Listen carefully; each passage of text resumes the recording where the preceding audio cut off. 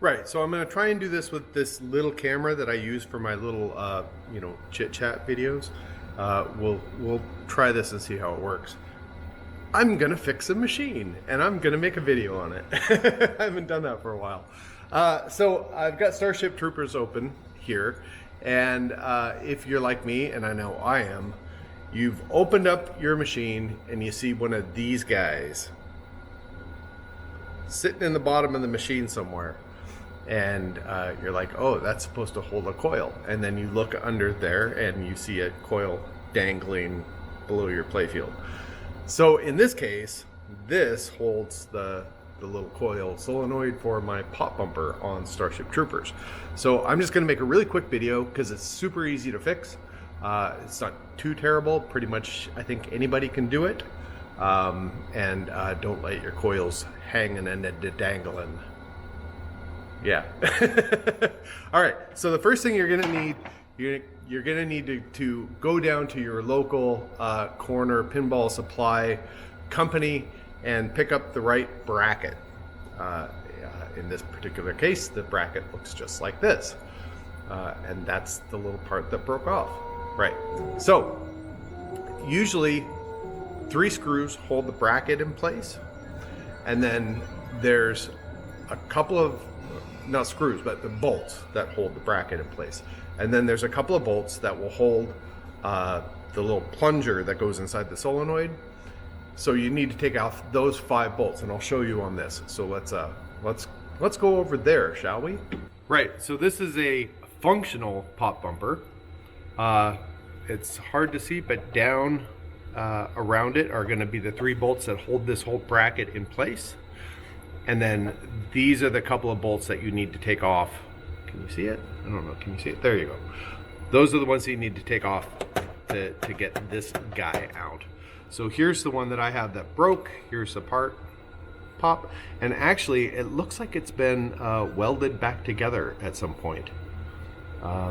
So instead of buying a new one, someone just took it and welded it, which is, I guess that worked for years. But so I've got the little bolts up in there already out, as you can see. So I'm gonna pop those guys out, and then we'll have a look. Okay, I've got the little bolts out. I'm sorry, the shadows are really bad here. I've got the little bolts out, and so you should just be able to grab this and pull the whole mechanism out, just like that. Just like that, camera. Little tiny screen on this camera, hard to do. Right, so we're going to take this, boing, we're going to take this guy off. Nope, we're going to take this guy off, and we're going to put that on the new piece, because the new piece doesn't have that guy. So I will do that. All right, so there's my coil. Here's my little bracket part. I've got the little thing off. I'm going to try and demonstrate this all one-handed. All right, so this guy goes like this, and you want to make sure that your wires are not at the end of the bracket. They go on the other end. See, look, if you forget which way it goes, just look. And then so this goes on here, like one-handed pinball repair. Worst video ever. And then this is gonna go on. Oh, come on, I can do it. That's gonna go on that way. Just like that. So I'm gonna screw that in place because I don't have another hand. And I'll be back. Okay, there it is. It's all put back together again. I don't have the right nut driver for this, but I would recommend to use a nut driver. It makes life a whole lot easier than trying to do it with a screwdriver. There's a little bit of play. I don't know if you saw in that other bracket. Wait, I have another one. Hold please.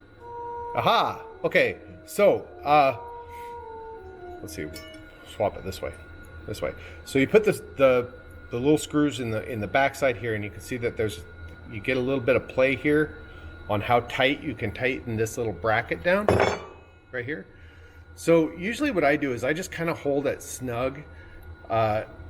There's going to be a little bit of play in this, don't worry about tightening this down so that it doesn't move. You're never going to be able to do that, but you don't want it so loose that you're getting a lot of play this way.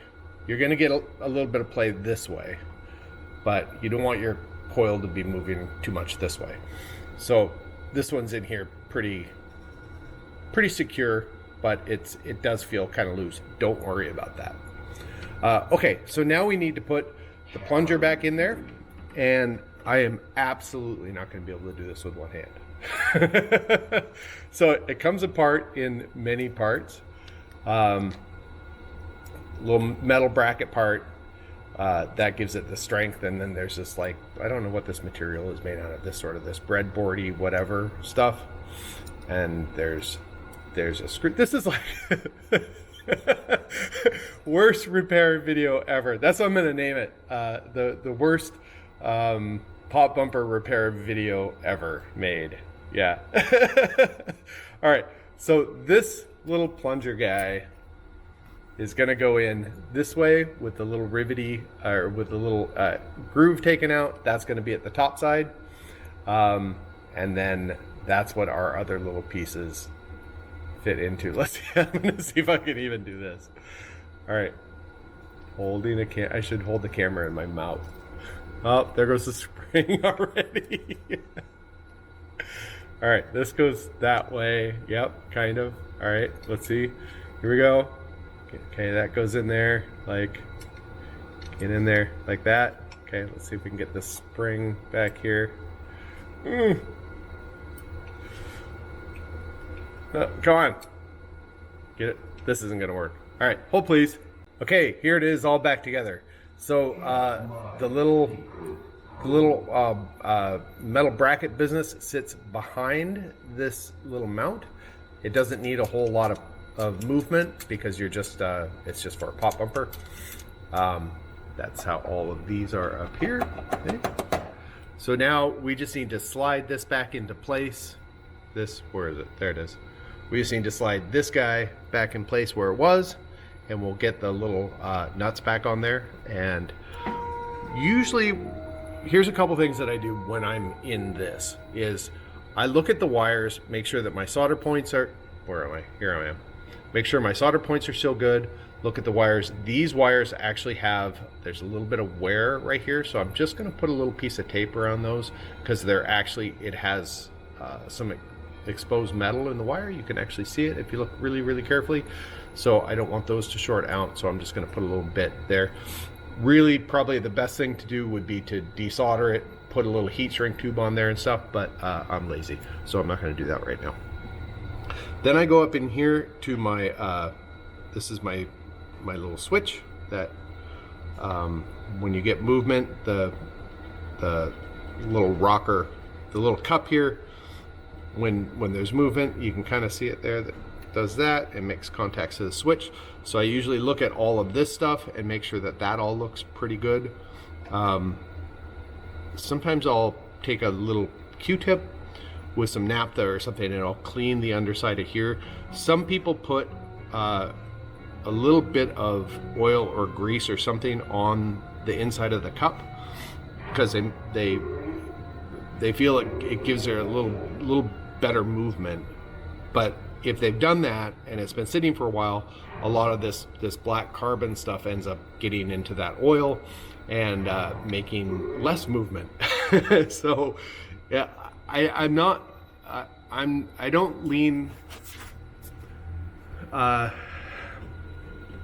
don't really go one way or the other, whether that's a good thing or a bad thing. But if you do it, just make sure that you kind of keep an eye on that oil that you put in the cup, just to make sure that it's not getting all grubby and dirty and gross, because that's going to stop movement. So if you find that your pop bumpers aren't very responsive, then you can go and clean that out, put a little fresh stuff in there, and back to normal. Okay, so let's put this guy back in there. This is for your to fire the ball business part, and for some reason I can't think of the name of the piece at the moment. So I'm just gonna call it the ball fire thingy. So this is for the ball fire thingy. as you can see, there's a lot of play and movement, and but you can get this thing on here if you're careful and kind of hold the thing, and don't do it one-handed. So I'm going to turn off the camera and we'll be right back. So I usually like to get the bracket bolted onto the playfield, and then I get the pop bumper thingy bolts in after. And I just find that that works a little bit better. Am I even pointing at what I'm supposed to be pointing at? No, I'm not. It's up here. worst repair video ever. Yeah, so that's all back in. I'm gonna put a little bit of stuff on my wires here, and then I'm just gonna kind of look at the rest of the playfield and see if I see anything that seems suspicious whilst I'm here and looking around. And that should pretty much do it for me. So it wasn't the best production video ever. But you know, hopefully that helps if you need to fix one of those. Really simple little thing, simple bracket, 5 bolts. The first time you do it, it might take you 10 or 15 minutes. If you do it with both hands instead of one-handed, it takes about 5 minutes just to swap the thing out. If you have a handful of machines, keep some of these handy because these do break a lot. I've replaced quite a few of them since we've opened. I mean, these machines are getting hammered on, but yeah, they're not very much. Just keep a few of these around. I think that's it. Is that it? That's it. Okay, thanks for watching my really bad video. While I had Starship Troopers open, I thought I would do a bonus feature. A lot of people don't know what the little flipper is for. So the point of the game is you're clearing the planet of bugs. So in this case, there's 1 warrior bug, which is the yellow target. There's 6 of the hopper bugs, which are the green targets. If you shoot the ball with just the little flipper, and there's a little flipper button over here, it's searching for a ball because I have it. So if you shoot the ball with just a little flipper and you hit one of the targets it needs, oh great, it's going to spit out another ball. That will count as 2 bugs instead of just 1. So I don't know if, let's see if I can do it. Probably not.